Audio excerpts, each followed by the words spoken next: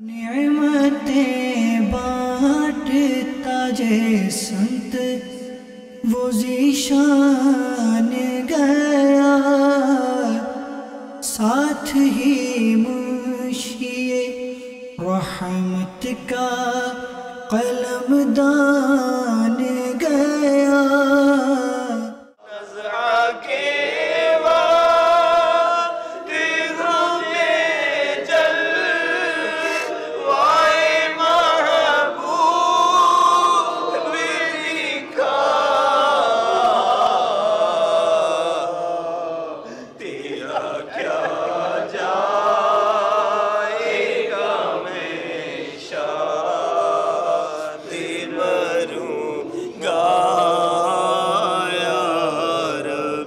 تیرا کیا جائے گا میں شاد مروں گا یا رب، کاش محشر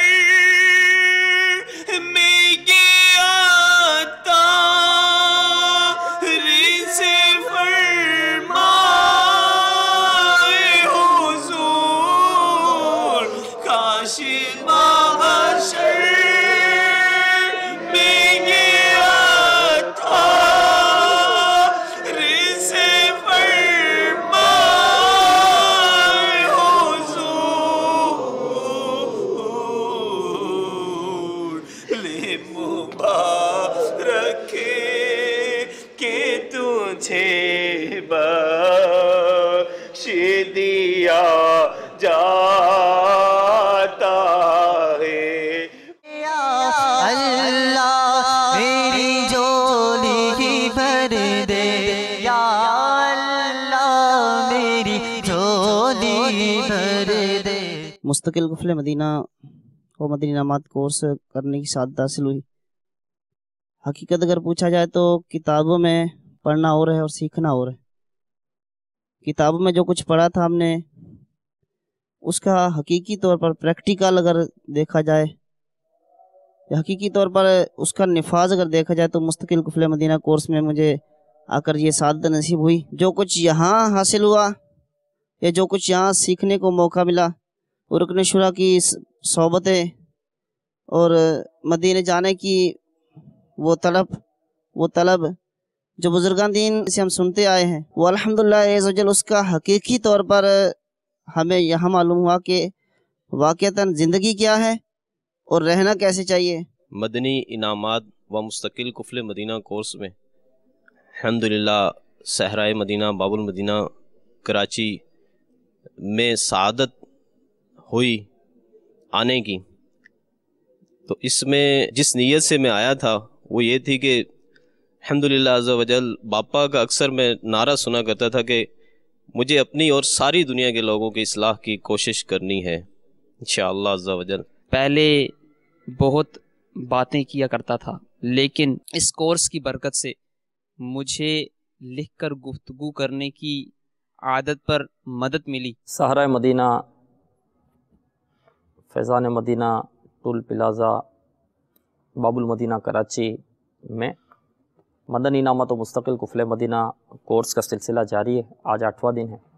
بنی اسرائیل میں ایک شخص اپنے زمانے کا بہت ہی بڑا عابد یعنی عبادت گزار شخص تھا، اور ایک دوسرا شخص اپنے وقت کا بدترین فاسق یعنی سخت گناہ گار تھا۔ ایک دن فاسق نے دیکھا کہ وہ عابد دھوپ میں بیٹھا ہوا ہے اور بادل کے ایک ٹکڑے نے اس پر سایہ کر رکھا ہے۔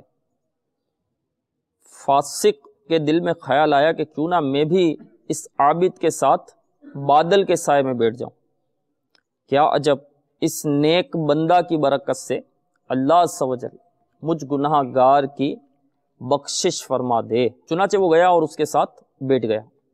عابد کو اس کے پاس بیٹھنا ناگوار گزرا اور اس کی زبان سے یہ متکبرانہ جملہ نکلا، یہ رسوائے زمانہ اور بدکار شخص میرے ساتھ کہاں بیٹھا۔